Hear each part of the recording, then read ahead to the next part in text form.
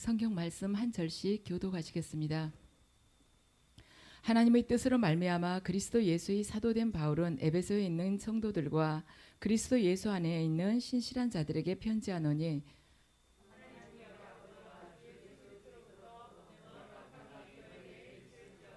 찬송하리로다. 하나님 곧 우리 주 예수 그리스도의 아버지께서 그리스도 안에서 하늘에 속한 모든 신령한 복을 우리에게 주시되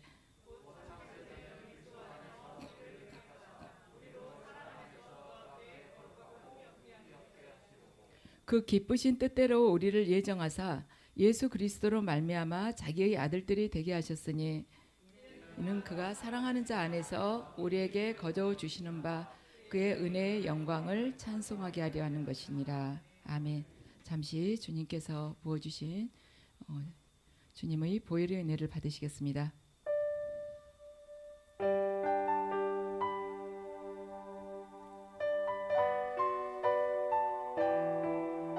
하나님 아버지 감사합니다. 하나님 아버지, 예수 그리스도의 피로 인하여 저희를 의인으로 만들어 주시고 의인된 자의 입술을 통하여 하나님의 뜻을 하늘에서 땅으로 풀어내시고 이 땅에서 하나님의 나라가 임할 것을 저희가 선포할 때 하나님의 역사를 저희가 믿고 또한 선포합니다.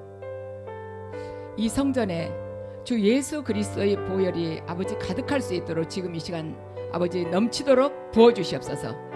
예수 그리스도의 보혈을 뿌리고 바르고 덮어주시옵소서. 예수 그리스도의 피로, 예수 그리스도의 피로, 예수 그리스도의 피로 하나님을 예배하지 못하게 하는 모든 악한 세력은 예수 그리스도의 피의 능력에 의해서 파쇄될지어다. 파쇄될지어다. 파쇄될지어다. 이 예배 가운데 하나님의 영광이 충만하게 임할지어다. 임할지어다. 임할지어다. 이 시간 신령과 진정으로 하나님 앞에 나온 모든 형제자매들에게 예수 그리스도의 보혈을 뿌리고 바르고 덮노다. 예수 그리스도의 피로, 예수 그리스도의 피로, 예수 그리스도의 피로 주님 앞에 나온 모든 성도들이 심령을 이 시간 예수 그리스도의 피로 뿌리고 바르고 덮노라. 정결해질지어다. 정결해질지어다. 정결해질지어다. 예배를 드리는 모든 이들에게 예수 그리스도의 보혈이 그 능력이 충만하게 임하였음을 선포하노라. 선포하노라. 선포하노라.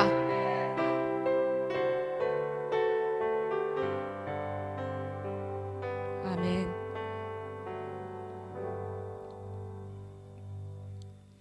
이 시간에는 하나님의 예정하사 하나님의 아들이 되게 하셨으니라는 제목으로 말씀을 전하겠습니다. 이 에베소서는 이제 사도 바울이 로마 옥중에 있을 때 에베소 교인들에게 보낸 편지인데 사도 바울이 이 전도 여행을 할 때 에베소에서 한 3년 정도 있었습니다. 근데 그 있는 동안에 사도 바울이 복음을 전할 때 많은 역사가 일어났어요. 그래가지고 마술책만에서도 그걸 팔았을 때 은 5만 양의 그만한 가치를 가지고 있을 만큼 그렇게 책을 많이 불태우고 또한 사도 바울이 사역을 보고 많은 사람들이 사도 바울을 해치려고 해서 바울이 몸을 피했을 정도였습니다. 그런데 사도행전 20장 17절을 보면 바울이 전도여행하면서 밀레도에서 에베소로 사람을 보내요. 그래가지고 에베소에 있는 바울이 이전에 함께 있었던 그 장로들을 밀레도로 오게끔 합니다. 근데 밀레도에서 에베소까지 30km밖에 안 걸려요. 그런데 자기가 직접 가지 않고 거기 있는 장로들을 자기에게 오게끔 해요. 그건 뭐냐면 사도 바울을 해치려고 하는 사람들이 많았기 때문에 자신이 직접 못 갔다는 것입니다. 그만큼 그 에베소에서 그리스도인을 박해하는 자들이 많았다는 것입니다. 그래서 사도 바울이 이 에베소 교인들에게 이 편지를 보낼 무렵에 그리스도인들을 박해하는 그 세력 때문에 에베소 교인들이 굉장히 고통을 받고 있었을 때였습니다. 그런데 사도 바울은 그래요. 이 영적 전쟁을 너희들이 어떻게 대비를 해야 될지 그리고 어떻게 철저하게 무장이 되어서 이 영적 전쟁을 맞이해야 될지 그걸 지금 이 에베소서에 이렇게 써놓고 있는데 그걸 이 육의 관점에서 우리 바라보지 말고 하나님의 관점에서 한번 찾아보자 하고 사도 바울이 지금 말을 하고 있는 것입니다. 그래서 이 오늘 본문 1장은 우리가 1절부터 6절까지 봉독을 했지 않습니까? 그것은 하나님의 관점에서 너희들이 이러한 하나님의 이러한 마음을 품고 영적 전쟁을 준비를 하라는 것입니다. 1절 말씀을 보면요. 함께 읽으시죠. 1절. 자, 하나님의 뜻으로 말미암아 그리스도 예수의 사도된 바울은 에베소에 있는 성도들과 그리스도 예수 안에 있는 신실한 자들에게 편지하노니. 아멘. 에베소에 있는 성도들과, 그러니까 에베소에 있는 성도들, 교회들에게 사도 바울이 지금 편지를 한다고 합니다. 그러니까 여기 본문을 가만 보면요, 에베소에 있는 성도들과 그리스도 예수 안에 있는 신실한 자들에게 편지한다는 거예요. 이걸 보면은요, 아, 교회란 이것이구나. 교회란 뭐냐면은 예수님께서 그리스도임을 믿고 그 예수 그리스도 안에 있는 자들, 그 자들이 바로 교회이구나. 신실한 자들이 교회이구나. 여기에 교회의 의미가 딱 여기가 내포가 되어 있습니다. 예수께서 그리스도이심을 믿고 예수 그리스도 안에 머무는 자, 그리고 신실한 자, 그 자가 교회라는 것입니다. 자, 3절 말씀을 보면요, 함께 읽으시죠. 찬송하리로다 하나님 곧 우리 주 예수 그리스도의 아버지께서 그리스도 안에서 하늘에 속한 모든 신령한 복을 우리에게 주시되. 아멘. 뭐 때문에 찬송을 하냐면, 지금 찬송하리로다 그랬죠. 왜 찬송하라냐면 지금 사도 바울이 이야기함과 같이 1절에서 이야기함과 같이 예수 그리스도의 아버지이신 하나님께서, 예수 그리스도 아버지 하나님께서 예수 그리스도 안에서 우리를 구원하셨다는 것입니다. 그걸 지금 사도 바울이 찬송을 한다는 것이에요. 예수 그리스도 안에서 우리를 구원하셨다. 그래서 구원이라는 것은 뭐냐면 세상 속에서 살아가고 하나님을 몰랐던 우리들이요, 예수 그리스도 안으로 딱 들어가는 것, 들어오는 것, 그것이 바로 구원이라는 것입니다. 교회를 다니고 나서 조금 시간이 지나면서 이렇게 말씀을 알아가고 하나님과 체험하면서 나면 공통적으로 하는 말이 뭐냐면, 하나님께서 내가 이렇게 하나님을 믿고 그분을 사모하고 동행하는 것, 이걸 오래전부터 이미 계획을 하셨더라. 이 이야기를 우리가 공통적으로 하게 됩니다. 내 발로 나온 것 같고, 누군가가 전도를 해서 나온 것 같고, 또 말하자면 강제로 이끌려서, 또 뭐 배우자나 아니면 어떤 조건에 의해서 뭐 교회 한번 갈 때 10,000원씩 줄게 해가지고 청년들이 어쩔 수 없이 끌려 나올 수도 있고, 이런 것 같지만 그게 아니더라. 시간이 흐르고 보니 하나님께서 이미 창세전부터 내가 교회에 나오도록, 하나님을 믿도록 이미 계획이 그렇게 되었더라. 그러한 고백인 것입니다. 그러한 고백을 다들 해요. 그래서 우리가 하나님의 주권을 인정하는데, 우리는 하나님의 주권을 인정하죠.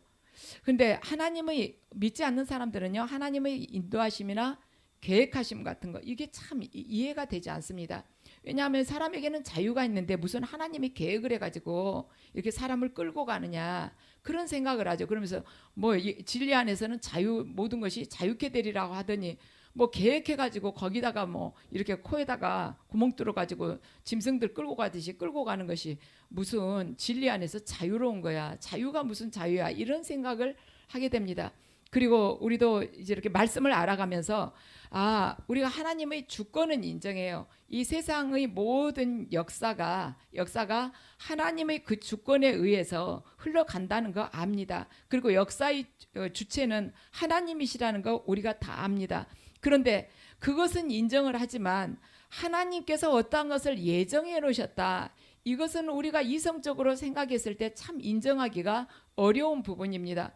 그럼 하나님께서 이미 모든 것을 예정해 놓으셨다면 우리가 노력할 필요가 뭐가 있는가? 뭐 다 예정해 놓는 거, 뭐 이러든 하나님께 이렇게 하든 저렇게 하든 뭐 내 길이 이미 정해졌다면 내가 뭐 아무리 노력해봐야 소용도 없을 것이며, 내가 아무리 게으름 피워도 뭐 하나님이 뭐 좋은 길로 인도해 놓으셨다면 뭐 그대로 가게 되겠지. 이런 생각을 우리가 할 수 있기 때문에 하나님께서 예정하셨다는 것이 참 이해가 안 돼요.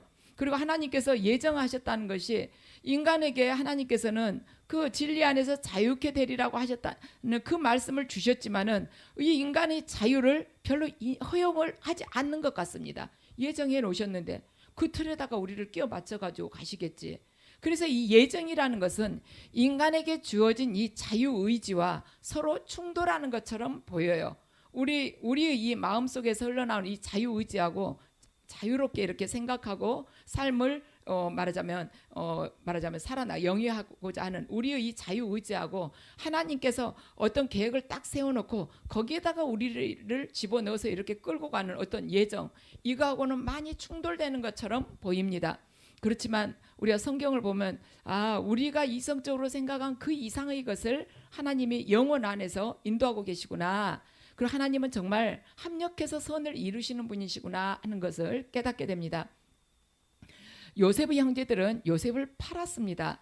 그런데 요셉을 팔았던 이유가 뭐냐면 미웃고 시기질투가 나고 아버지로부터 특별한 사랑을 받으니까 시기질투가 나서 요셉을 판 것입니다.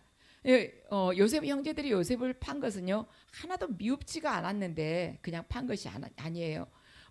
하나님이 그들은 안 팔려고 했는데도 하나님께서 억지로 팔라고 해가지고 자기들을 의지하고는 전혀 상관없이 하나님이 팔도록 만들어서 그들이 판 것이 아니라는 것입니다. 그리고 하나님이 한편으로는 하나님께서 이 요셉의 형제들에게 요셉을 미워하거나 질투하도록 그런 마음을 주셔가지고 이들이 또 판 것도 아니라는 것입니다. 그런데 그들이 나중에 정신을 차리고 보니까 내가 요셉을 팔았다 이것이 아니고 자기들이 미웃고 질투나고 그러니까 판 것이에요. 그런데 훗날 요셉이 뭐라고 그럽니까? 형제들에게 형님들이 저를 사실 팔 때는 저를 해하기 위해서 팔았지만 하나님께서는 말하자면 많은 사람들을 애굽인들 뿐만이 아니라 그 외에 다른 민족들까지도 살리기 위해서 저를 여기에 미리 보내셨습니다 하고 요셉이 형들에게 말을 합니다. 그래서 이걸 가만 보면은 형들은 요셉이 미웃고 시기질투가 나서 팔았지만 하나님께서는 그걸 합력해서 선을 이루어서 요셉이 미리 애굽에 가서 총리가 되게끔 해가지고 지혜를 주셔서 많은 백성들을 살리는 자로 쓰셨다는 것입니다. 이걸 보면 하나님께서 이 형들에게 시기질투를 줘서 판 것이 아닌데 그들이 미워서 판 것이지만 하나님께서 거기에 맞춰서 역사하셨다는 것. 인간에게 자유의지를 주셨지만 그 자유의지가 선한 대로 흐르던 악한 대로 흐르던 하나님께서는 거기에서 열매를 맺으신다는 것입니다. 제가 얼마 전에 딱 그 깨달음이 왔어요. 하나님께서 우리에게 얼마나 자유를 많이 주셨는가. 그걸 가만 생각하니까 막 못 사갈 정도. 어느 정도 자유를 많이 주셨는가. 당신의 그 독생자를 못 박아 죽이라고 내주실 만큼 죽이도록까지 우리에게 자유를 주셨다는 것입니다. 끝없는 자유를 주신 것이죠. 당신의 그 독생자에게 인간이 못을 박을 때 탐욕에 교만에 어떤 명예에 그걸 놓지 못한 인간들이 못을 박을 때 하나님께서는 보고 계신 거예요. 우리들이 욕망을 내고 걸어갈 때 그거 그냥 자유의지로 내버려 두신 것입니다. 그러니까 왜 자유를 이렇게 많이 주셨어요가 아니라 그 자유를 인간이 하나님의 법대로 쓰지 않는 것을 우리가 회개를 해야 된다는 것입니다. 어마어마한 자유를 주신 것이죠. 당신의 아들을 죽여도 그냥 내버려 둘 만큼 그만큼 큰 자유를 주신 것입니다. 그래서 이 자유가 어떻게 이 자유를 우리들 각자라는 이 심령을 통해서 어떻게 흘러나가게 하느냐는 우리가 어떻게 영과 혼을 관리하느냐에 따라서 달려있는 것입니다.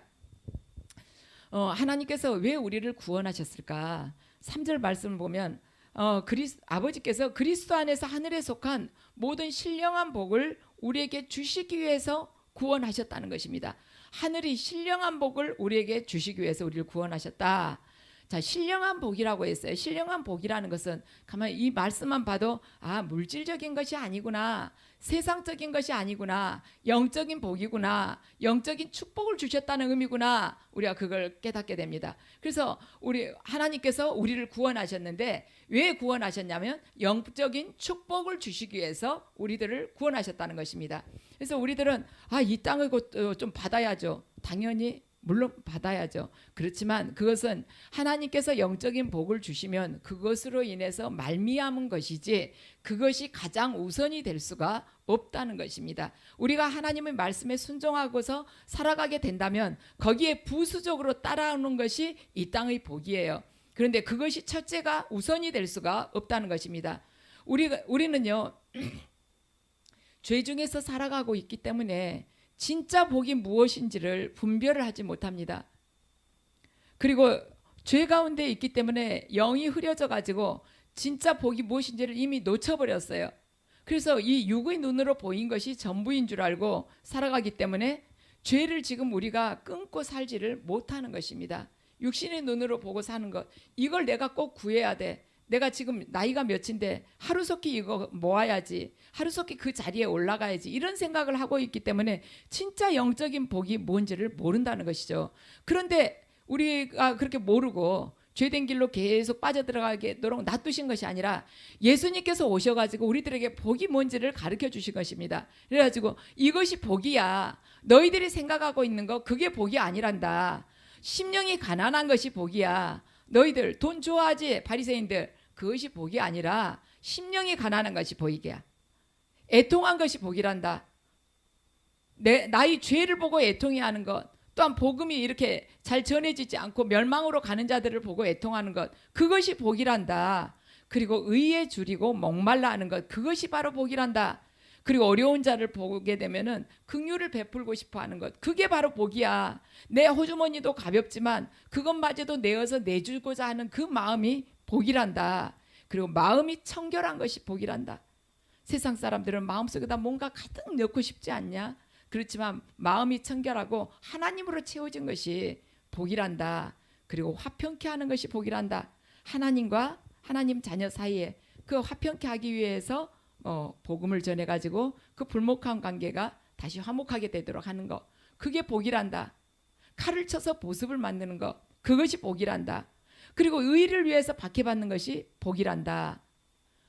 이것이 위로부터 아래로 임하는 신령한 복인 것이며 이것이 바로 신령한 복이에요. 그런데 이 시대 교회가 이러한 것 주겠다고 하면은 얼마나 모이겠습니까? 우리 교회 오면은 복을 많이 드린다고 그러면서 의를 위해서 박해받는 것을, 그 복을 드리겠습니다. 애통한 것을 복으로 드리겠습니다. 심령이 가난한 것 복으로 드리겠습니다. 이러면은 뭐 한두 명이나 있겠습니까? 어려운 것이죠. 절대 오지 않을 것입니다. 요한계시록에도 기록되어 있습니다. 요한계시록에도 복은 무엇이냐면 이 계시의 말씀을 믿고 그 말씀대로 사는 자가 복이 있다고 그랬어요. 그러니까 복은 영적인 것입니다. 하나님의 말씀은 영적인 말씀이시지 않습니까? 근데 이 하나님의 말씀을 믿고 그대로 사는 자가 복 있는 자라는 것이며, 내가 복이 있어야지 남한테 나눠주지 않겠어요? 그래서 정말 우리가 신령한 복 하지만 신령한 복을 추구하면서도 우리가 말씀대로 살아가지 않고 삶이 달라지지 않는다면 그것이 신령한 복을 오해를 하고 있는 것이죠. 그렇다면 하나님께서는 신령한 복을 언제부터 도대체 어떻게 우리한테 주신다는 것인가? 그 신령한 복을 도대체 언제부터 어떻게 주신 건가? 4절을 보면요, 함께 읽으시죠. 함께 읽으시겠습니다. 곧 창세전에 그리스도 안에서 우리를 택하사 우리로 사랑 안에서 그 앞에 거룩하고 흠이 없게 하시려고. 아멘. 창세 전부터 주셨다는 것입니다. 이 신령한 복은 내가 예수 믿고 지금 이제 예수가 누군지 알게 된 지금이 아니라 이 복은 이미 오래전부터, 창세 전부터 실존하고 있었다는 것이에요. 다만 제가 이제 알게 됐다는 것입니다. 그래서 저와 여러분이 구원받기 전에도 이 복이 이미 있었다는 것입니다. 그러니까 이 천지가 만들어지기 전에도 구원은요, 하나님의 계획 안에 다 들어가 있었다는 것입니다. 천지가 만들어지기 전에도 하나님께서는 빛을 제일 먼저 만들고 마지막 6째 날 사람을 지으시려고 이미 계획을 하셨어요. 사람을 지으시려고 계획하면서 구원을 이미 계획을 하셨다는 것입니다.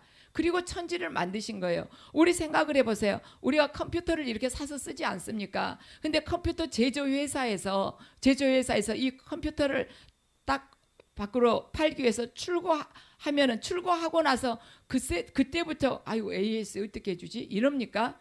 누가 쓰다가 잘못했다면 잠깐 기다려보세요. AS 어떻게 할지 우리가 지금부터 계획 세워봐야겠습니다. 이래요? 아니잖아요. 컴퓨터를 이미 출고하기 전에 AS를 어디에서 하자가 생길 수 있다. 사용하다 보면 무엇을 말하자면 고객들이 착오가 있어가지고 잘못 사용할 수 있다. 여기 이 부분에서 고장 날 수 있다. 다 해가지고 그 사용 설명서를 우리에게 주지 않습니까?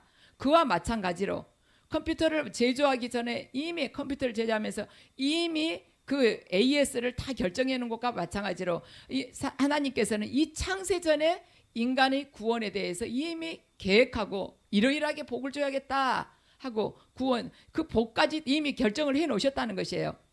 그래서 본문에서 왜 바울이 하나님의 예정에 관해서 우리가 이 땅에 나기도 전부터 하나님께서 이러이러한 구원 계획을 세우고 이러한 신령한 복을 주시고자 했다는 것을 왜 바울이 이렇게까지 강조를 하고 있는가? 그것은 뭐냐면 인간에게 있어서는요. 인간은 자유하죠. 인간은 자유의지를 가지고 있어요. 정말 자유의지가 조금 전에 말씀드린 것처럼 예수 그리스도를 십자가에 못 박을 만큼 그만큼 자유의지를 가지고 있는 것이 인간입니다. 우리가 성경을 읽어보면 그렇죠. 이 하나님께서 이 자유의지를 얼마나 많이 주셨는지 홍해를 갈라서 애국 군대를 수장을 시키셨지만 교만한 인간의 마음은 꺾지를 않으십니다. 꺾지를 못하시죠. 교만하기 때문에 기적을 못 베풀고 그냥 떠나야겠다고 하시지 않습니까? 홍해를 가르시는 하나님께서 인간의 이 교만한 마음을 그냥 두신 거예요. 두시는 것입니다. 그 정도로 자유의지를 많이 주셨습니다. 그렇지만 인간은요, 이 자유의지를 가지고 있지만은 이 능력에 있어서 제한을 받는다는 것입니다. 자기 생각대로 모든 거 할 수 없어요. 이스라엘 백성들이 홍해 앞에 와서 섰을 때요, 자유의지는 가지고 있었지만 홍해 가르지 못했습니다. 그래서 인간은요, 누가 뭐 팔을 꽉 잡고 있다고 해서 뭐 꼼짝 못하냐? 그것이 아니죠. 날개가 없어서 날지 못한 거예요. 아무리 날고 싶다고 팔을 흔들어도 날지 못. 인간의 능력이 안 되는 부분인 것입니다. 그래서 이것은 뭐냐면 타락한 인간이 하나님의 자녀가 되는 일은 아무리 자기 머릿속에 뭐가 꽉 찼다 해도 절대로 될 수가 없는 일, 할 수가 없는 일이에요. 타락한 인간이에요. 하나님의 자녀가 되는 일은 자기가 선택할 수도 없는 일이고 자기 마음대로 할 수도 없는 일이라는 것입니다. 즉 내가 하나님을 택할 수 있어서 하나님을 택해가지고 내가 구원받았다 이렇게 말할 수가 없는 것입니다. 왜냐하면 왜 내가 하나님을 내 마음대로 택하고 내 마음대로 구원을 받을 수가 없느냐? 그건 이스라엘 백성들을 보면 돼요. 오직 그 길밖에 없는 것입니다. 오직 그 길밖에 없고 오직 그 길을 열어주신 분은 하나님뿐이시기 때문이에요. 그 길만이 생명이기 때문에 인간은 아무리 자유의지가 있고 자기 나름대로는 세상 속에도 남보다 좀 더 탁월하다고 하지만은 그 구원받을 수 있는 능력이 인간 안에는 없기 때문입니다. 그래서 하나님께 그 구원받을 수 있는 그 은혜를 그냥 맡기는 수밖에 없는 것입니다. 그래서 인간은요, 하나님을 만나기 전까지는 육적인 사고에 젖어 있기 때문에 인간에게 있어서는 하나님을 찾을 수 있는 능력이 없습니다. 이미 눈이 가렸어요. 그리고 죄로 가득 차 있고 욕망, 탐욕으로 가득 차 있기 때문에 이 영적인 눈이 가려져 있기 때문에 하나님을 바라볼 수가 없는 것입니다. 고린도전서 15장 46절 말씀을 함께 읽으시겠습니다. 그러나 먼저는 신령한 사람이 아니요 육의 사람이요 그 다음에 신령한 사람이니라. 아멘. 무슨 말이냐면 처음부터 우리가 태어날 때부터 신령한 사람이 아니라는 것입니다. 먼저는 육의 사람이었어요.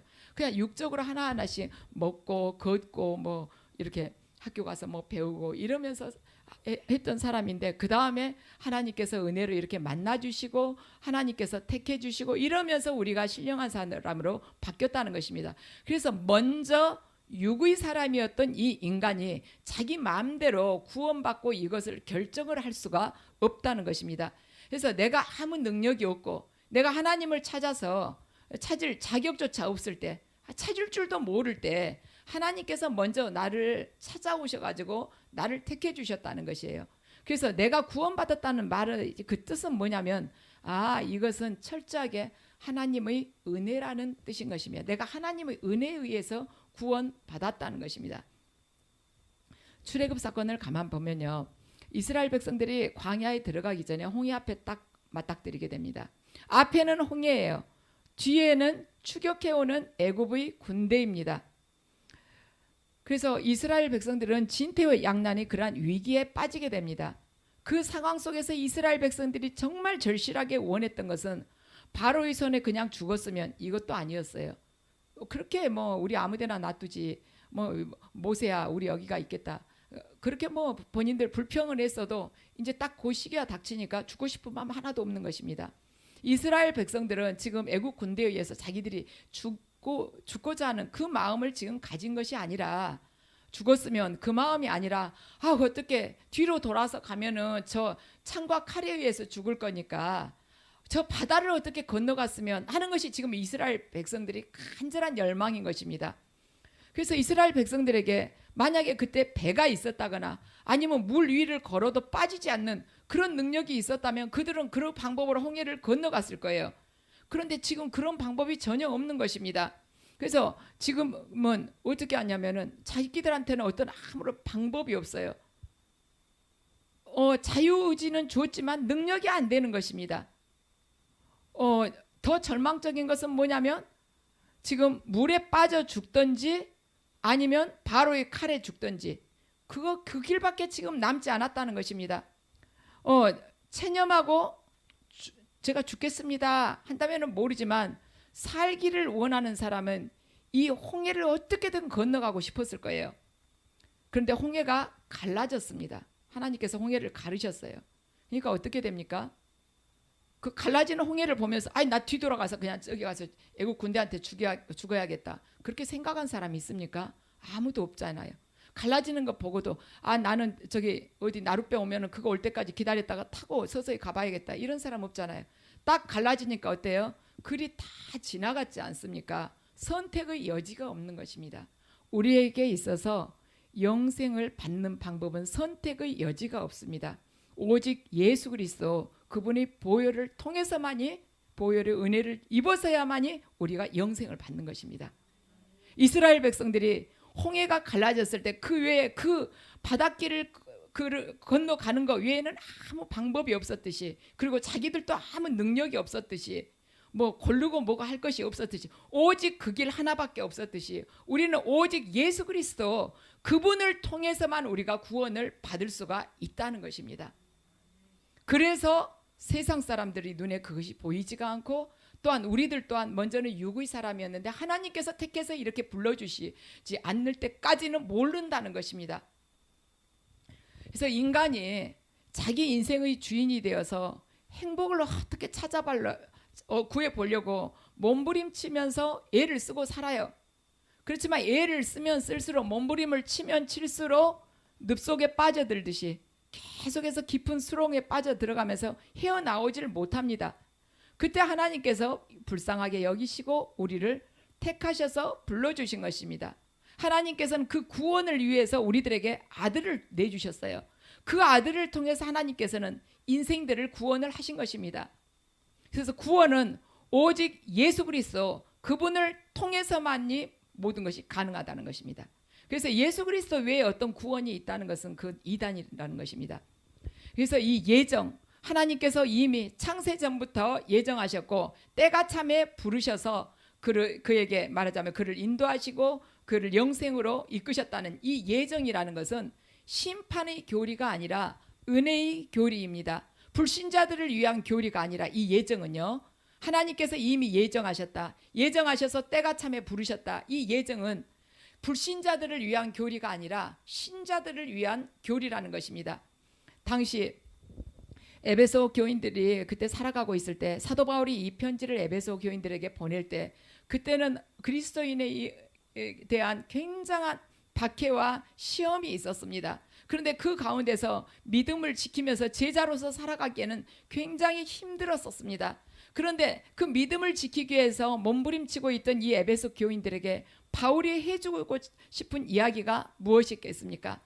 바로 바울이 그 말하자면 사방돼서 크리스찬들을 핍박하고 박해하고 위협을 하는데 이 교인들에게 바울이 첫 번째로 해주고 싶은 하나님의 뜻이 뭐였냐면 하나님께서 여러분을 택하셨습니다.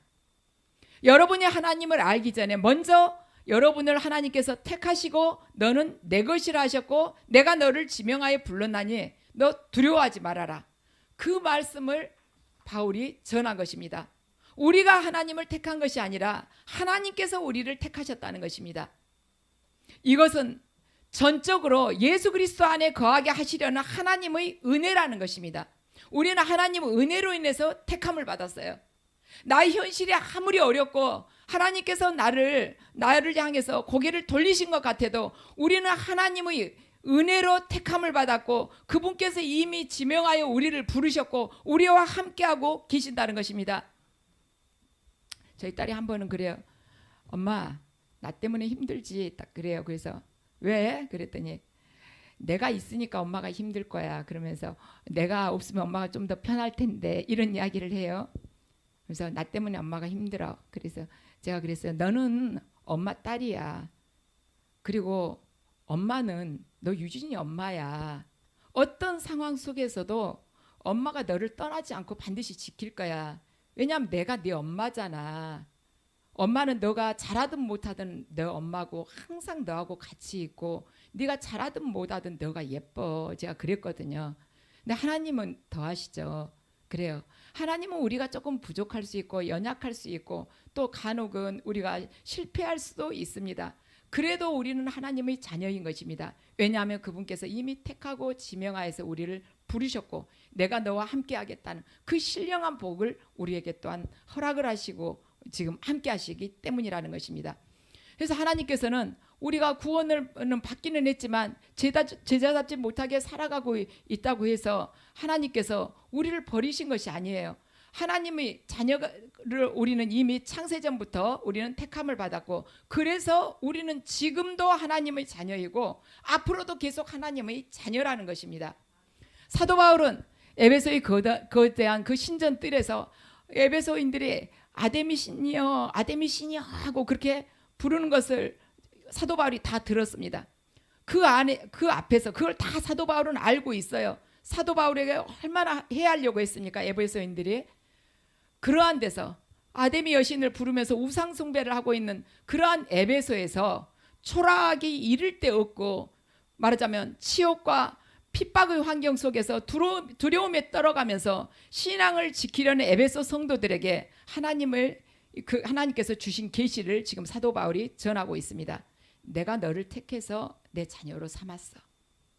그게 이 에베소 교인들에게 얼마나 힘이 되고 위로가 되는 말씀이었겠습니까? 근데 그 하나님이 지금 우리의 하나님이라는 것입니다. 마지막 때가 이르러서 세상은 세속적인 가치나 소유나 어떤 세상적인 철학이나 신념이나 기복신앙이 지금 굉장히 난무합니다. 근데 그 가운데서 믿음을 지키기 위해서 소유를 포기하고 고난을 감수하면서 주님께 의지하는 성도들에게 하나님께서 가장 먼저 하시고 싶은 말씀은 내가 너를 택하여 불렀나니 너는 내 것이라. 내가 너를 하나님의 은혜와 영광을 찬송하도록 하기 위해서 택했고 내 소유로 삼았다.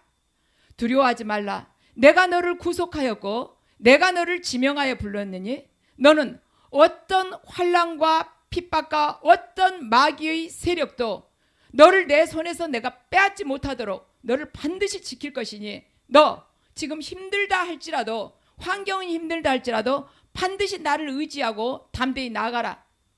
창세전부터 너를 택한 내가 반드시 너를 지키리라 하고 하나님께서 지금 이 시간 우리들에게 말씀을 주시는 것입니다. 저와 여러분 모두가 우리가 아무것도 모를 때 어머니 뱃속에서 잉태되기 전에 하나님께서 이미 우리를 택하셨고 이미 그때부터 우리를 부르신 것입니다. 다만 뒤늦게 우리가 눈을 떴을 뿐이에요. 그리고 이스라엘 백성들이 홍해가 갈라지지 않는 이상은 죽음밖에 택할 수가 없는데 그것을 홍해를 갈라서 이스라엘 백성들을 구원을 하셨듯이 우리들도 하나님을 모르고 세상 속에서 죄악 속에서 살아간다면 좌절과 모든 것이 처참하고 죽음밖에 없는데 사망밖에 없는데 하나님께서 딱 그 길 하나 예수 그리스도라는 그 길 하나 예수 그리스도의 십자가라는 그 길로 우리를 부르셔가지고 우리를 구원을 하신 것입니다. 이 은혜가 얼마나 놀랍습니까? 이 신령한 이 복은 세상의 그 무엇하고도 비교가 되지 않는 것입니다. 신령한 복은요, 우리들 각자에게 백지수표를 준 거하고 똑같아요. 뭐든지 써내라, 뭐든지 써라, 다 이루리라. 이거하고 똑같다는 것입니다. 신령한 복을 어떻게 금전으로 헤아릴 수가 있겠습니까? 우리가 백지수표를 받아가지고 딱 들고 앉아있으면 다른 사람이, 딴 사람이요, 뭐 벤츠를 타고 간다 해서 우리가 부럽겠습니까? 다른 사람이 뭐 강남에 있는 아파트 요번에 샀다고 부러워하겠습니까? 아니, 나는 백지수표가 있는데 뭐가 부럽겠습니까? 그리고 백지수표가 있는데 지금 나에게 잠깐 주거니 이 환란이 뭐가 고통스럽겠습니까? 그런데 그 백지수표가 지금 저와 여러분에게 있다는 것입니다. 그래서 우리는요, 지금 현재 조금 어려운 문제가 있다 할지라도 넉넉히 이길 수 있어요. 왜냐하면 창세전부터 이미 하나님께서 계획하시고 우리를 지명하여서 부르기로 작정하신 그분의 은혜가 우리와 함께 있기 때문입니다. 그래서 저와 여러분 모두가 내가 너와 함께하니 아무것도 염려하지 마라. 너는 내 것이란다. 내가 반드시 너를 지키리라는 그 하나님의 약속의 말씀을 딱 붙들고 담대하게 이 세상 속에서 빛과 소금이 되어서 살아가는 것입니다. 그래서 여러분 모두에게 하나님께서 항상 함께 하시고 동행하시는 그 은혜가 가득하시기를 축원합니다.